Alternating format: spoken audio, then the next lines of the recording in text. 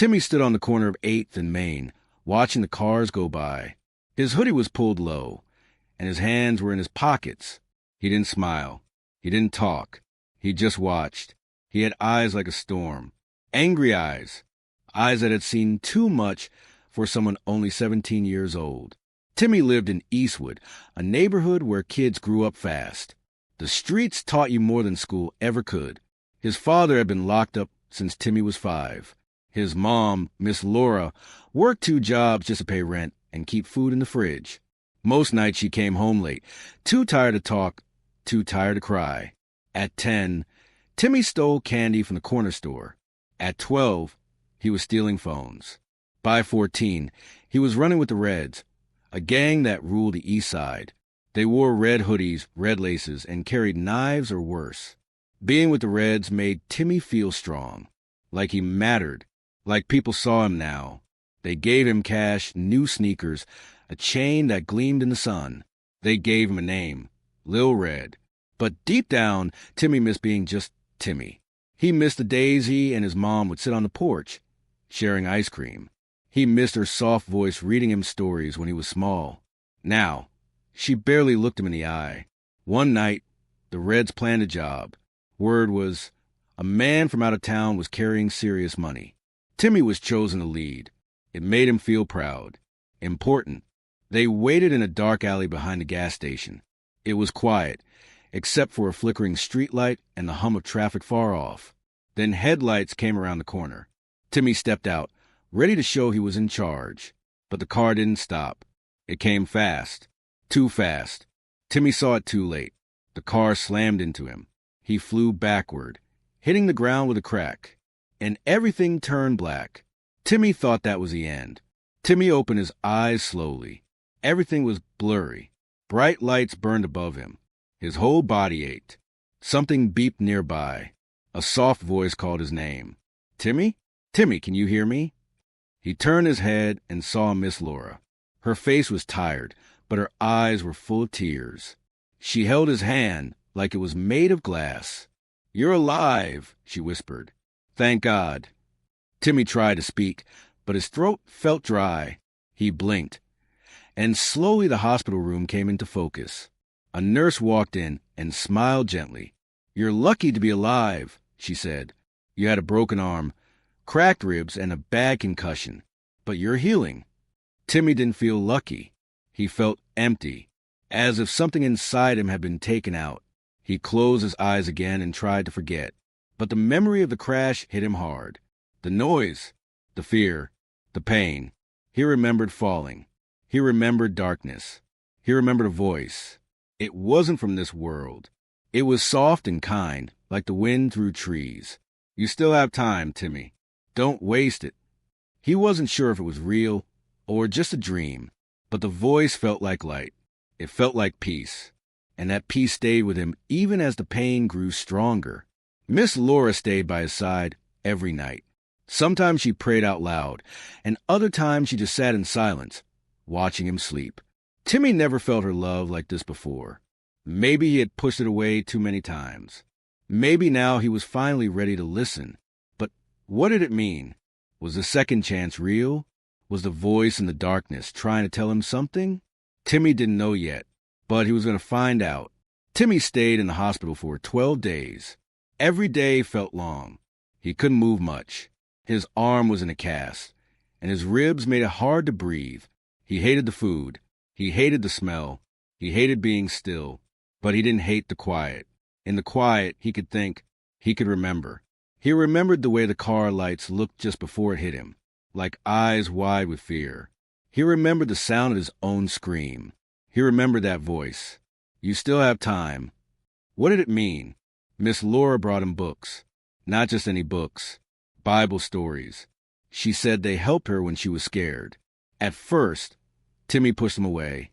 I don't want those, he mumbled. But one night, after she left, he opened the one on top.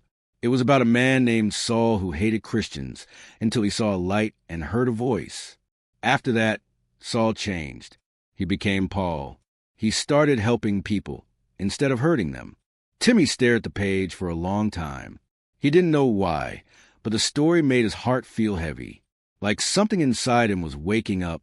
The next day, he asked Miss Laura to bring more. She smiled like she hadn't smiled in years. On the 14th day, Timi stood for the first time. He walked to the window and looked out. The city was still loud and broken, but something felt different. He didn't know if he believed in God yet, but he knew he couldn't go back to who he was. Timi was discharged on a rainy Tuesday. Miss Laura held an umbrella as they stepped out of the hospital. The world felt louder, faster, sharper. Every horn, every shout made him flinch.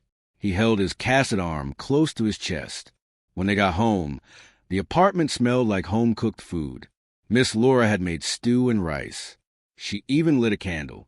It was small, but it meant something. Timi sat on the couch and looked around. Everything looked the same, but he didn't feel the same. That night, he couldn't sleep. His mind kept going back to the alley, to the car, to that voice. You still have time. He got up, sat by the window, and watched the rain fall. Then he did something he hadn't done in years. He prayed, God, if that was really you, I don't know what you want from me, but I'm listening. The next morning, he told Miss Laura, I want to do something different. I want to go somewhere that'll help me stay out. She smiled, eyes full of hope. There's a church group. They help boys like you. I can call them. Timi nodded. He was scared, but he was tired of being scared for the wrong reasons. This time, he was scared of staying the same. The next day, he met Pastor Ray. Pastor Ray had kind eyes and strong hands. His office smelled like old books and coffee. He looked Timi in the eye when he spoke. He didn't judge. He didn't rush. Miss Laura says you want to change, Pastor Ray said. Timi nodded. I don't know what that means yet. I just know I can't go back. That's a good start, the pastor said. Real change takes time, but it starts with honesty. Timi looked down at his shoes. I don't even know how to pray. Pastor Ray smiled. That's okay. You talk. God listens. He handed Timi a small notebook. Write what you feel. Don't hold back. Timi took the notebook home. That night, he stared at the first page for a long time. Then he began to write. Not neat, not perfect, but real. I don't know if you're really there, he wrote, but I think you try to reach me. I don't want to be who I was. The next day, Timi returned to church, not for a sermon, just to sit in the back, quiet, watching, listening. Something inside him was changing, slow like rain, but real. That night, the Reds called him. His phone buzzed with a number he knew too well. You out? A voice said. We need you back. Big job this Friday. Timi froze. Come on, Lil Red. Don't act new. He stared at the phone. His hands shook. I'm done, he whispered. Then he hung up. He didn't know what would happen next. But for the first time, he didn't feel like running. The days that followed were quiet, almost too quiet. Timi waited for something bad to happen. He waited for the gang to show up, for someone to follow him home, for the knock at the door in the middle of the night. But nothing came. Instead, something else arrived. Peace. Pastor Ray invited Timi to help with the church pantry on Saturdays. At first, Timi didn't want to go, but he remembered what it felt like to be hungry, really hungry, back when Miss Laura couldn't afford more than a loaf of bread. So he went. The church was full of life. Kids ran through the halls. Old ladies sang softly while packing food bags. Everyone smiled at him like they didn't know who he used to be. Or maybe they did and didn't care. An old man named Mr. Henry handed Timi a box of canned beans. You got strong arms, son, he said. Timi gave a small smile. That was the first time in weeks. Later, Pastor Ray pulled him aside. You don't have to save the world, Timi. Just keep showing up. That's how change happens. One small yes at a time. Timi nodded. He was beginning to understand. This was a new life, not an easy one, but a better one. Then one day, at the end of pantry work, a boy about his age stood at the edge of the room, watching him closely. He had a red hoodie. Timi froze. The boy walked over. You really out? The boy asked. Timi looked him in the eyes. Yes. Good, the boy said, because I need help too. Timi didn't know what to say. The boy's eyes were full of something he recognized. Fear, maybe even shame. It reminded him of his own reflection not too long ago. Timi motioned for the boy to sit down beside him on the church steps. "What's your name?" Timi asked. "Marcus." The boy replied, pulling his hood back slowly. "They call me Baby Red." Timi sighed. "I used to be Lil Red." Marcus smiled, but it faded quick. "They said you were dead." "I almost was." "Is it true you saw something? Like God?" Marcus asked. Timi paused. "I don't know, but something spoke to me, and I listened." Marcus nodded like he wanted to understand. "I don't want this life no more. I'm tired, bro, but I'm scared. What if they come after me?" Timi looked around. The church parking lot was empty, quiet, safe. "They might," he said, "but this is stronger. It feels like peace. And it's worth it." Pastor Ray came outside and waved at them. He didn't interrupt, just smiled and walked back in. "Come by tomorrow," Timi said. "There's a group that meets in the back room. We talk, we pray, we just figure things out." Marcus nodded slowly. "All right, I'll come." That night, Timi wrote in his notebook, "God, I don't know what I'm doing, but Marcus showed up. I think you're using me. Help me not mess this up." The next day, Marcus came back, and so did another boy, and then a girl. By the end of the week, 5 teens sat in the circle. They were all scared, but they were trying, and trying was enough for now. The circle kept growing. Each week, someone new showed up. A girl named Lonnie who had run away from home. A quiet boy called Dre who never looked anyone in the eye. A loud, angry kid named Rico who said he didn't believe in anything but still came back every week. Timi watched them come in, sit down, open up. It amazed him. He never thought people would listen to someone like him, but they did. Not because he was perfect, but because he was honest. One day, Pastor Ray asked Timi to speak at Sunday youth service. Timi froze. "I'm not a preacher," he said. "You're a survivor," Pastor Ray replied.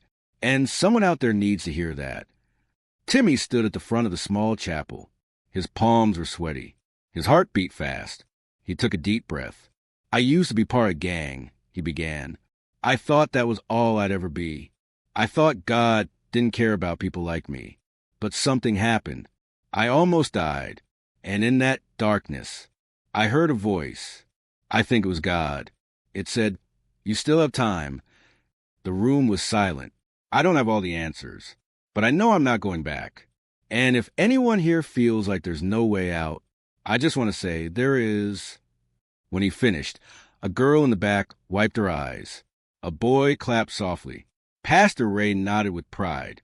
Later that evening, Miss Laura hugged him tighter than she had in years. "You're becoming the man I always prayed you'd be," she whispered. And for the first time, Timi believed her. One evening, as the youth group wrapped up, Rico stayed behind. He waited until everyone else left. His eyes were red. "I messed up," Rico said. "I went back last weekend. Just for a minute. They called me soft. I got scared." Timi didn't yell. He didn't judge. He nodded slowly. "I get it. Change is hard. But you came back. That matters."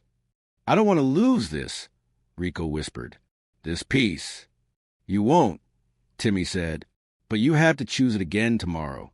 And the next day." Rico nodded and left. Timi sat in the empty room, thinking. Pastor Ray walked in quietly and sat beside him. "You're doing more than you know," Pastor Ray said. "Sometimes I feel like I'm still broken," Timi admitted. "We all are," Pastor Ray replied. "But that's where grace lives, in the cracks." The next week, Miss Laura found an envelope in the mail. No return address. Inside was a small card that read, "Thank you for not giving up on your son. He saved me." Tears rolled down her cheeks as she handed the note to Timi. He held it like it was made of gold. At school, a teacher who used to keep her distance now smiled at him. A younger student asked if he could sit by Timi at lunch. Small things, quiet things, but they added up. And then one night, Timi had a dream.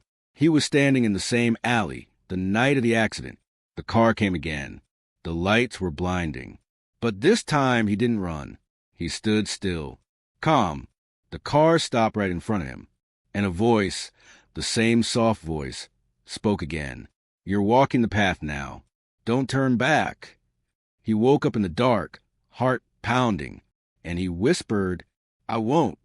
The next day, everything felt clearer. Timi got up early. He made his bed. He even helped Miss Laura with breakfast. She looked at him like she was still getting used to this new version of her son. "You're glowing," she said, half joking. "Must be the eggs," he replied with a grin. At church that afternoon, Pastor Ray handed him a folder. Inside was a flyer for a youth conference happening next month. "They're looking for someone to speak on the second day." Pastor Ray said, "I think it should be you." Timi swallowed hard. "That's big. I don't even know what I'd say." "Just tell the truth," Pastor Ray said. "Your story is the message." That evening, Timi met with the youth group. Marcus was there, sitting taller than usual. Lonnie laughed for the first time in weeks. Rico brought a friend. They were healing together, one small meeting at a time. Later that night, Timi opened his notebook. He started writing his speech. At the top of the page, he wrote, "For anyone who thinks it's too late." He thought about the alley, the gang, the crash, the voice. Then one day on his way home, he saw someone standing by the same alley, someone from his past. It was Drex, one of the older gang members. Bigger, meaner. He had a scar over his eye and a cold look on his face. "Timi," Drex said, stepping closer. "Heard you've been talking. Preaching, even. You think you're better than us now." Timi's heart raced, but he stood his ground. "No, I just finally know who I am." Drex took a step closer.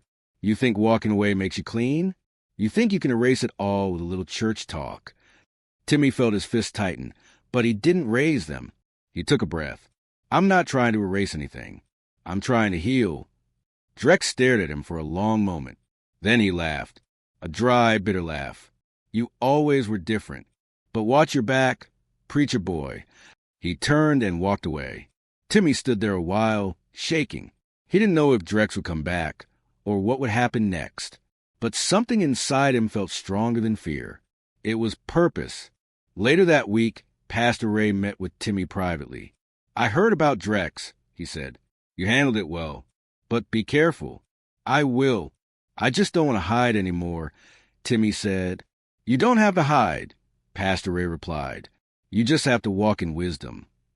As the conference day came closer, Timi practiced his speech with Miss Laura and the youth group. Every time he read it out loud, he felt a little more sure, a little more whole. Then the night before the conference, Miss Laura found something strange. A note on their doorstep. No name, just 3 words. "Still watching you." Timi froze. The paper trembled in his hands. Miss Laura called the police, but there wasn't much they could do. Timi sat in his room, looking at the cross necklace Pastor Ray had given him. "You said not to turn back," he whispered. "But what if they won't let me go?" That night, he didn't sleep, but he didn't run either. He showed up at the conference the next morning, ready to speak, ready to finish what he started. The church auditorium was packed. Lights shone from the ceiling like soft stars. Teens filled the rows, some whispering, some fidgeting, all curious. Timi sat in the front row, holding his notebook. His hands were sweating. Pastor Ray gave him a pat on the back. "Just speak from your heart. God will handle the rest." Timi walked up to the stage slowly. Every step felt like walking through water. But when he stood behind the microphone and looked into the faces before him, something shifted. He saw pain. He saw fear. He saw himself. "My name is Timi," he began, his voice steady. "And I used to be part of a gang. I used to think that was all I could be. Angry, lost, broken." He paused, let the silence settle. But then something happened. "I almost died. And I heard a voice, not in my ears, but in my heart. It said, 'You still have time.' I didn't understand it at first, but I do now. It meant I still had a chance to change." He shared about the accident, the hospital, the fear, the slow steps toward healing. He told them about Marcus, Lonnie, Rico, and the small circle of kids who were learning how to live again. "You might feel like it's too late," he said, eyes moving across the room. "But I'm here to tell you it's not. If you're breathing, it's not too late." When he finished, the room stayed quiet.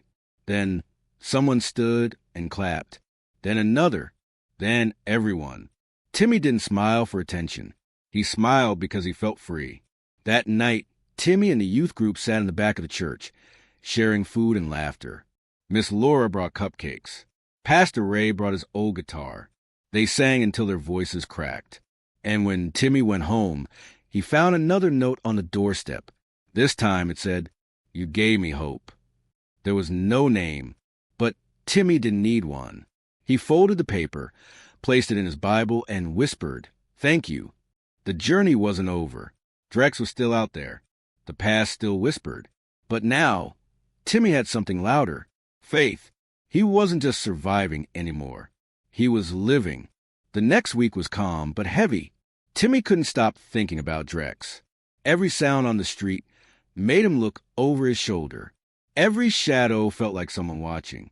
Miss Laura noticed. "You okay, baby?" "Yeah," Timi lied. But he wasn't.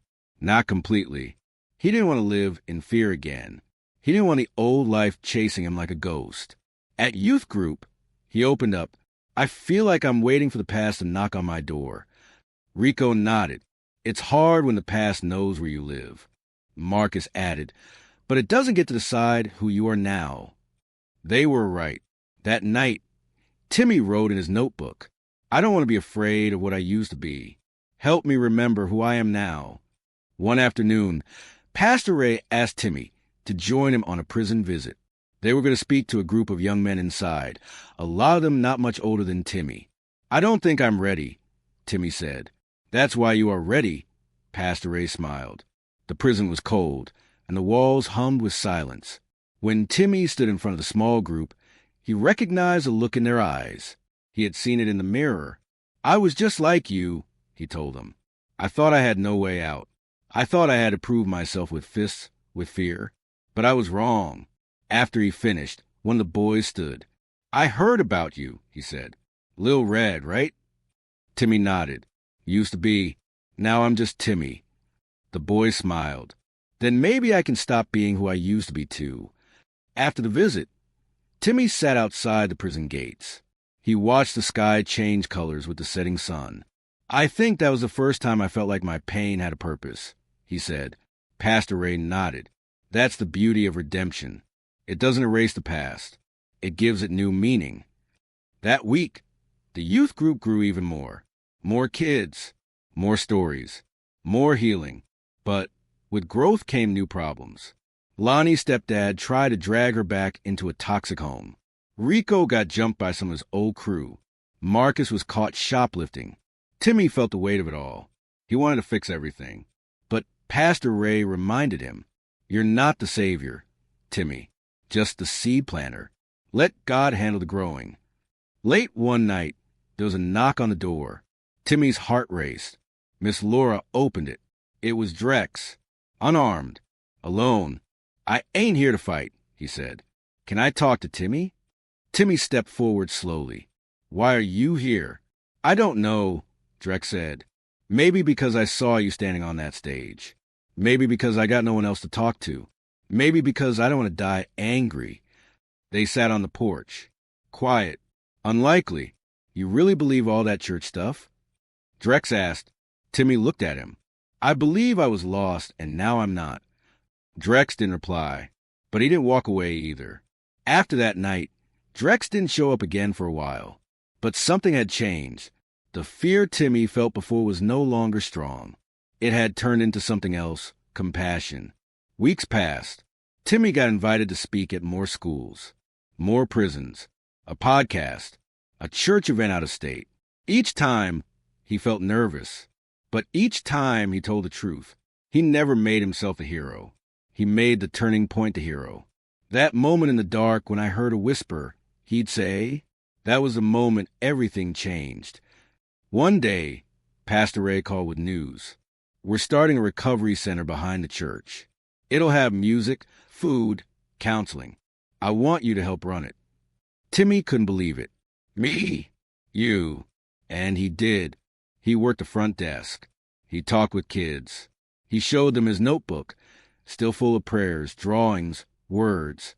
He even let some of them write their own stories in the back pages. Miss Laura visited often. She brought food. Sometimes she just sat in the corner, watching her son become a light to others. One evening, Timi came home to find Marcus crying on the porch. "They beat me up," Marcus whispered. "Said I was soft. Said I'd never be free." Timi sat beside him and said, "You're not soft. You're strong. And freedom doesn't always come fast, but it comes." He brought Marcus inside, cleaned him up, gave him food, let him rest. And later he said, "You don't have to earn your worth, Marcus. You already have it." At the 1-year anniversary of the crash, the youth group surprised Timi. They made a banner that read, "Still got time." They shared stories. They laughed. They cried. Pastor Ray gave Timi a gift. It was a new notebook. The first page said, "Now help others write their first chapter." Timi sat at the old alley one last time, not in fear, in remembrance. He left a note on the ground. It read, "To the next kid standing where I once stood, you are not alone." Then he stood and walked away, not from fear, but into freedom. Timi still made mistakes. He still got overwhelmed. He still had doubts. But now he had something stronger than all of that. Hope. The kind of hope that's born in the dark. The kind that speaks in a whisper. The kind that says, "You still have time." Timi's story didn't end with applause at a church conference. That was just the beginning of the harder journey. The journey of staying free in a world that wanted to pull him back in. He was 18 now, with bigger choices, bigger fears, and bigger dreams. One day, he stood in front of Eastwood High School again, but not as a student. This time, he was invited to speak to a group of at-risk boys who were just like he used to be, angry, broken, and ready to fight the world. Timi looked at them and saw himself. Same hard eyes, same slouched shoulders. He took a breath and said, "I used to sit where you're sitting. I thought no one cared. But I was wrong. Somebody does. And maybe if you let him, God can use your story too." But not everyone wanted to listen, and not everyone wanted him to succeed. As Timi started working more with the youth, opening weekend sessions at the new recovery center, and even mentoring kids after school, dark shadows began to return. Drex had disappeared for months. But now he was back, and this time he wasn't alone. The Reds had a new leader, and they wanted Eastwood back under their control. Timi had a choice to make: hide and protect what he had, or fight for the new lives that were forming around him.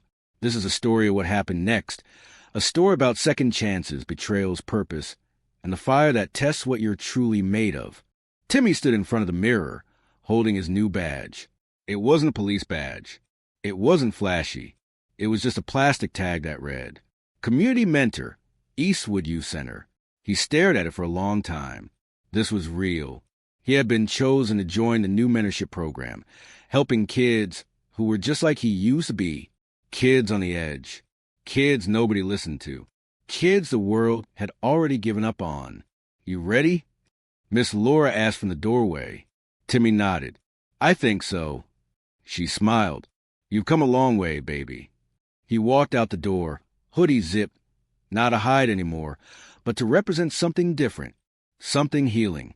At the youth center, he met Ms. Janine, the program coordinator.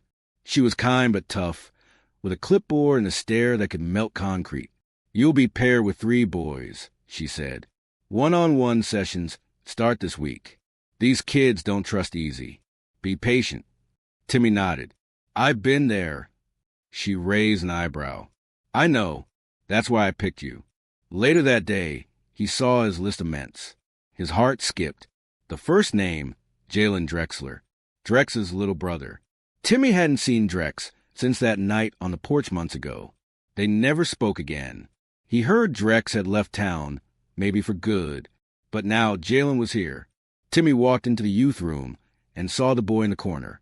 Hoodie up, head down, sneakers tapping, same angry eyes. He pulled a chair beside him and sat. "You must be Jalen." No answer. I'm Timi. Used to go by Lil Red. Maybe you heard of me. Still no answer. Timi leaned back. I ain't here to judge. Just to talk when you're ready. Jalen looked up. Finally, why do you care? Timi's voice was calm. Because someone once cared about me, and it saved my life. Silence. Then Jalen muttered, My brother said you were soft now. Timi nodded. Maybe, but I'm still here. And I'd rather be soft and alive than hard and dead. Jalen looked at him again. This time, he didn't look away so fast. By the end of the week, Timi had met all three boys, Jalen, Cody, and Tyreek. Cody was hyper and never stopped talking. Tyreek was silent, but watched everything. Jalen stayed angry. I ain't here to make friends, Jalen said on their third meeting. Good, Timi replied. I'm not either. I'm here to show you something different. Like church. Not even, Timi said. Just a way out. Jalen squinted. There's no way out. Not here. There is, Timi said, but you have to want it. Jalen stood up, grabbed his hoodie, and walked toward the door. Then stopped. I'll be back Tuesday, he said without turning around. Timi smiled. I'll be here. On Sunday, Timi sat in the front row of church with Miss Laura. The choir sang louder than usual. The preacher spoke about storms and what happens after they pass. After service, Pastor Ray pulled Timi aside. There's a new shelter opening downtown. They need a youth director. It's a lot of responsibility, but I think you're ready. Timi stared at him. Me? But I just got this mentorship thing started. You can do both. You're not just recovering anymore. Timi, you're leading. That night, Timi wrote in his notebook, I'm scared again. But this time, not of falling back. I'm scared of being trusted. Help me live up to what they see in me. The next day, something strange happened. Timi got a message from an unknown number. We need to talk. Urgent. D***. He knew who it was. He met Drex at a rundown diner on the edge of Eastwood. Drex looked different, tired, thinner, quieter. You're mentoring my brother now, Drex said, sipping coffee. He told me. Timi nodded. He's got potential. You did too. Drex looked away. I messed it all up. You can still fix some of it, Timi said. Start with Jalen. He still listens to you, even if he pretends not to. Drex didn't reply, but he didn't walk away either. Before leaving, he said, You ever need backup? I got you. Timi watched him go, not sure what kind of backup Drex meant, but somehow it still felt like hope. The next few weeks flew by. Jalen started showing up early.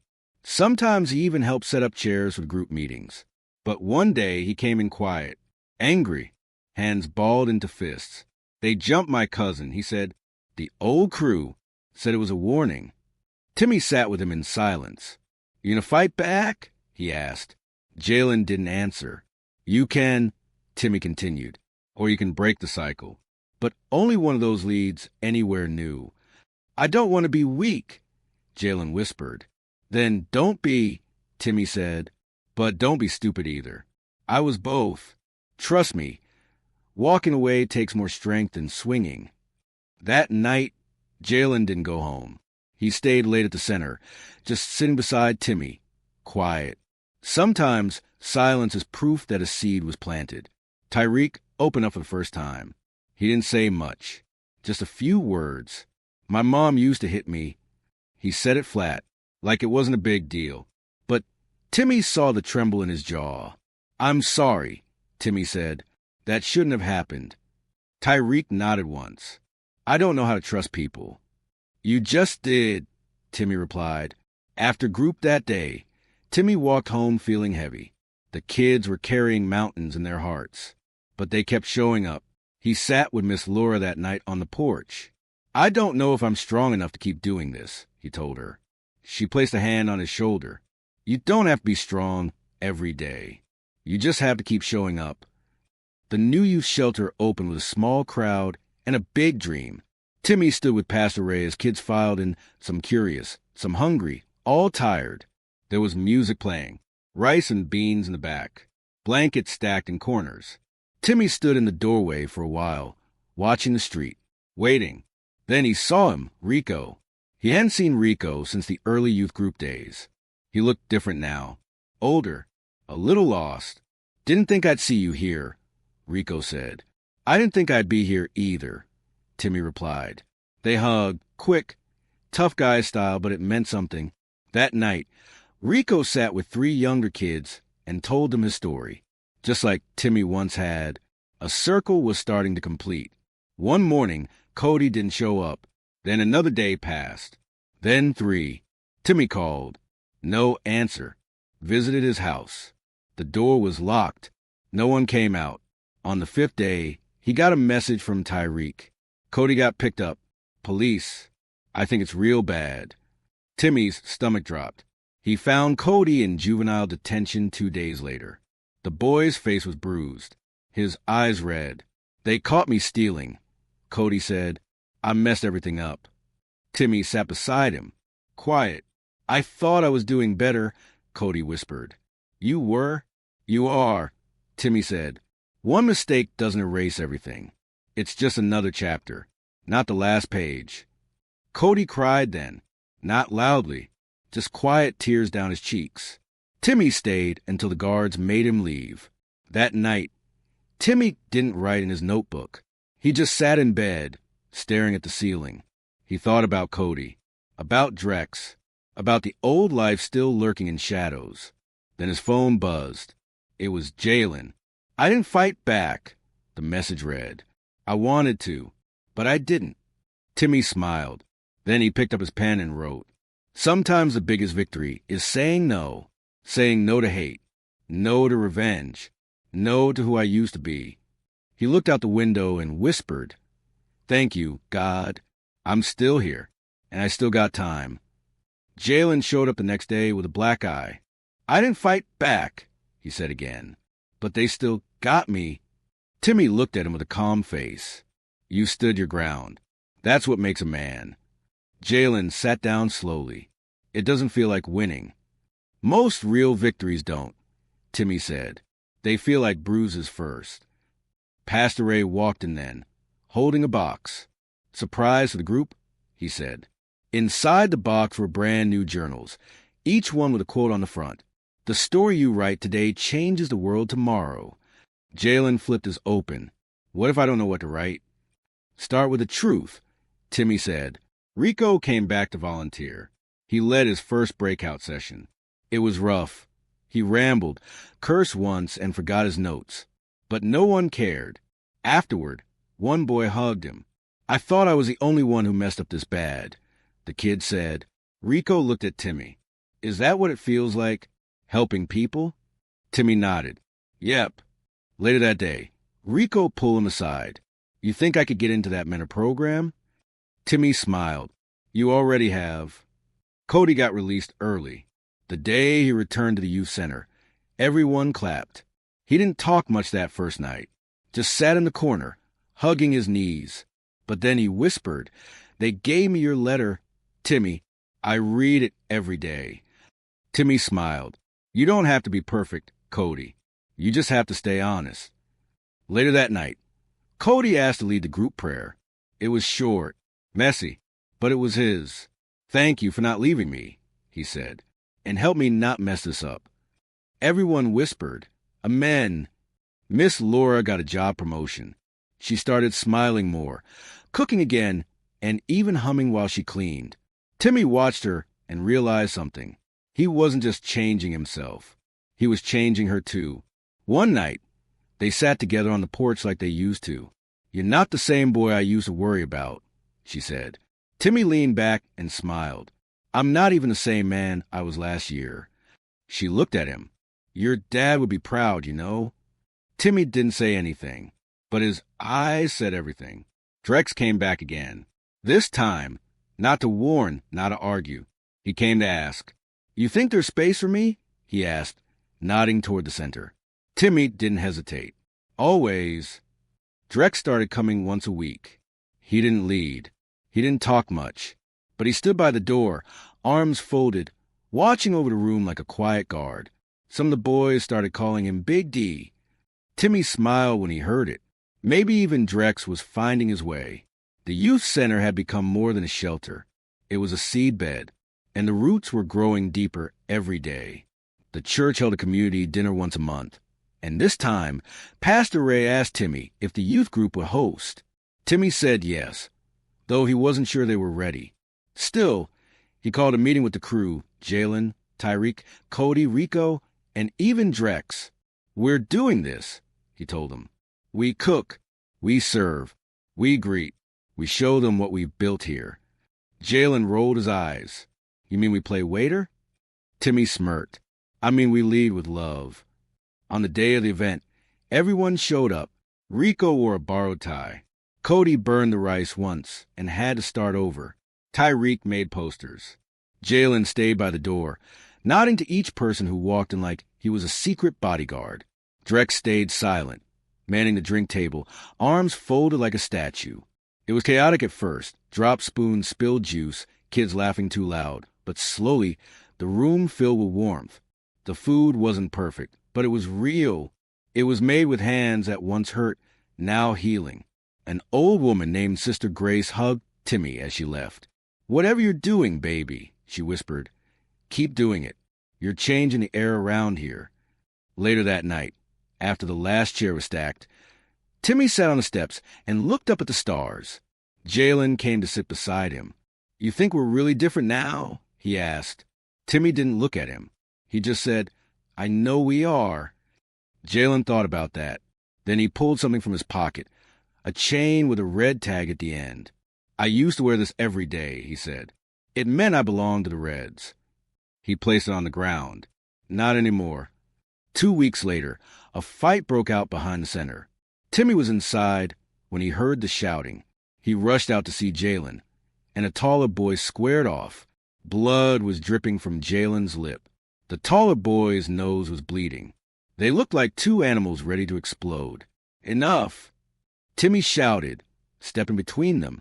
The taller boy cursed and walked off. Jalen stood there, chest heaving, fists clenched. Timi turned to him. "What happened?" "He called me soft," Jalen snapped. "Said I was pretending. Said I was fake like you." Timi didn't flinch. "So you hit him?" "I warned him." "And what did you win?" Jalen didn't answer. Timi led him inside. He handed him ice for his lip and sat across from him in silence.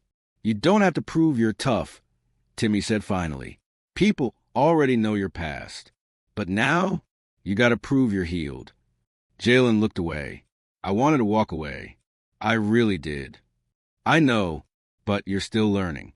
"We all are." They sat together for a long time. Later, Jalen wrote in his journal, "I failed today, but I didn't quit. That's something, right?" Timi saw the entry later and smiled. "That's everything," he whispered. News spread that Drex's old crew was back in town. New kids, bigger energy, and a lot of heat. They started tagging buildings, recruiting again, flashing cash in front of middle schoolers. One night, Timi found a red mark spray painted on the center's back wall. It burned. Pastor Ray called for a meeting. "We built this space on peace," he said. "But now they want to pull us back into war." Timi stood up. "Then we respond, not with fists, with presence. We show up stronger." That week, they doubled their efforts. More volunteers, extra programs, open doors, longer hours. They invited music groups, brought in barbers, offered tutoring. Instead of shrinking, they expanded. And slowly, the tagging stopped. The whispers faded. No one said out loud, but the message was clear. We're still here, and we're not scared. Rico found his old journal one day. He brought it to Timi, flipping to the pages, laughing at his messy handwriting and sad poems. "I used to think no one would ever listen to me," he said. "Now I lead a whole crew." Timi nodded. "That's how it starts. You find your voice." Rico looked at him. "What if I want to do more? Like full-time, not just the center. I want to speak in schools, maybe even build my own space someday." Timi didn't hesitate. "You should. Think I could pull it off?" Timi smiled. "You already have. You're just waiting for the rest of the world to catch up." That night, Rico wrote one sentence in his new notebook. This is no longer just healing, this is legacy. Timi sat with Miss Laura that Sunday morning before church. She wore a new dress. He wore a button-up shirt. It felt strange sometimes, how normal things had become.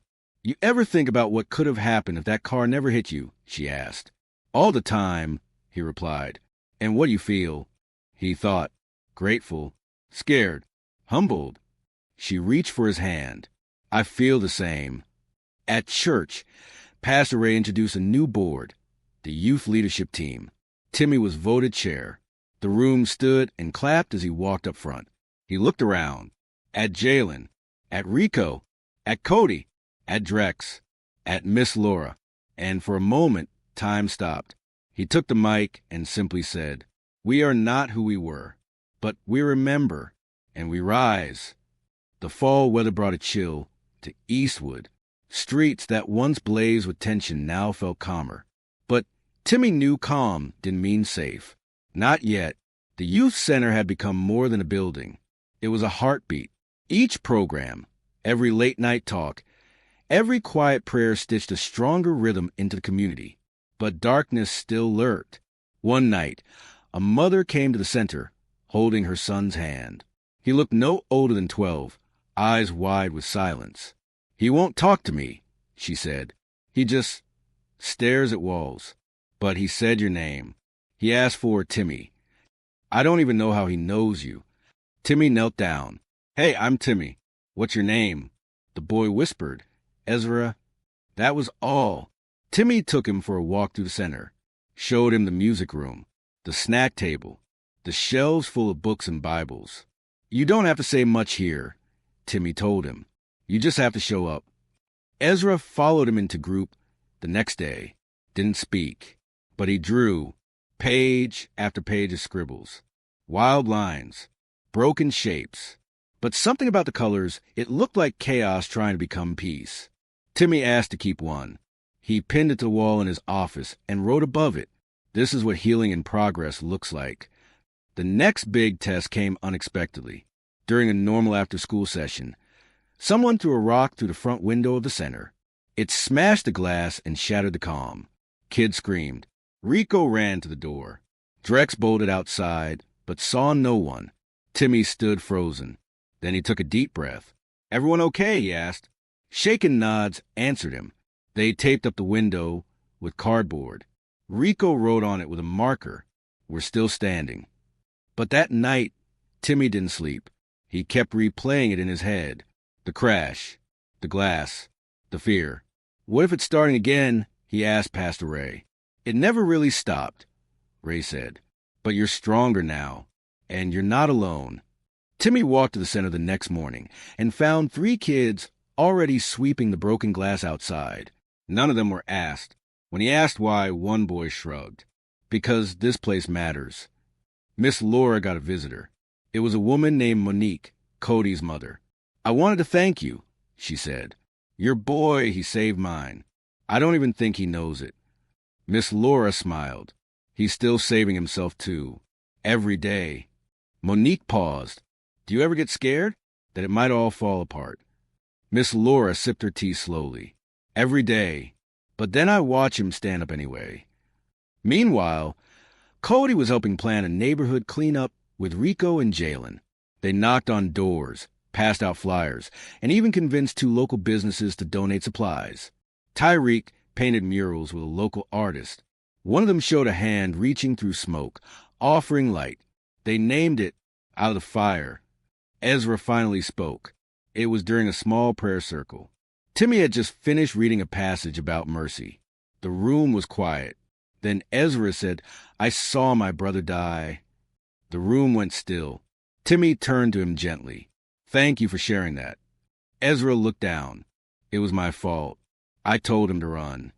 Timi moved closer. "Ezra, nothing you did made that happen. I promise you." Ezra cried. It wasn't loud. It was like a storm released from a dam. No one mocked. No one stared. They just stayed close. Afterward, Timi sat with him. "You're safe now," he said. Ezra handed him another drawing. This one had a small yellow light in the middle of black. "What's this?" Timi asked. Ezra said, "It's hope." It was late October. The air had turned cold, and the city felt quieter. Timi looked at the schedule. 3 meetings, a food drive, 2 new mentorship requests. He should have felt tired, but instead he felt ready. That evening, he met with a new group of high schoolers. A girl named Nyla asked, "Why do you even care so much?" Timi smiled. "Because someone cared about me when they didn't have to." After the session, Pastor Ray handed him a letter. It's from someone in juvenile. Said they saw your speech online. The letter read, "I don't know you, but I feel like you knew me. If I ever get out, I want to do what you do." Timi folded the letter and put it in his journal. Then he whispered, "Still got time." Thanksgiving came fast. The center decided to host a dinner for anyone with no place to go. Volunteers cooked all week. Miss Laura brought pies. Rico and Jalen decorated the halls. Tyreek set up chairs with quiet pride. Cody made playlists. Ezra wrote poems and taped them to each table. Timi stood at the front that night, staring at the crowd, dozens of faces, each with different story, all gathered under one roof. Before the meal, he asked everyone to say one thing they were thankful for. Ezra went first. "I'm thankful I found this place." Cody said, "Second chances." Rico grinned. "Y'all, even when y'all loud." The room laughed. Timi looked down at his plate, then back up. "I'm thankful I didn't die before learning how to live," he said. And for the first time in a long time, the silence in the room didn't feel heavy. It felt holy. A reporter visited the center. Word had spread. What was happening in Eastwood wasn't just local. It was rare. It was working. The reporter asked Timi for an interview. "You think you're a hero?" she asked. Timi shook his head. "No, I think I'm proof." "Of what?" "That light can find anyone." The article was published online. It went viral. Messages poured in from schools, churches, even a few jails. Timi kept one message close to his heart. It came from a mother in Chicago. "My son was in a gang. Your story reached him."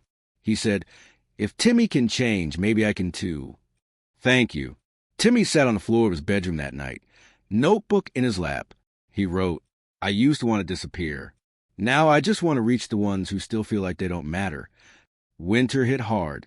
The center became a safe haven. Extra blankets, warm meals, longer hours. Kids came not just to learn or talk, but to stay warm, to sleep, to breathe. Jalen started mentoring a younger boy named Kobe. "He reminds me of me," Jalen said. "He's lucky then," Timi replied. Cody launched a coat drive with Rico. They filled 2 rooms with donations. Pastor Ray called it a miracle in motion. Then one night, Drex returned. He looked different, cleaner, clearer eyes. "I want to help full time," he said. "Not just stand in the back, not just watch." Timi stood and hugged him. "Welcome home." 1 year after the crash, they held a candlelight service. Everyone brought something, a note, a drawing, a memory. Timi brought his old chain, the one from the Reds. He placed it on the altar with a slip of paper. "This was who I was, but not who I am." Ezra read his poem aloud. It spoke of shadows and light, pain and peace. Rico cried.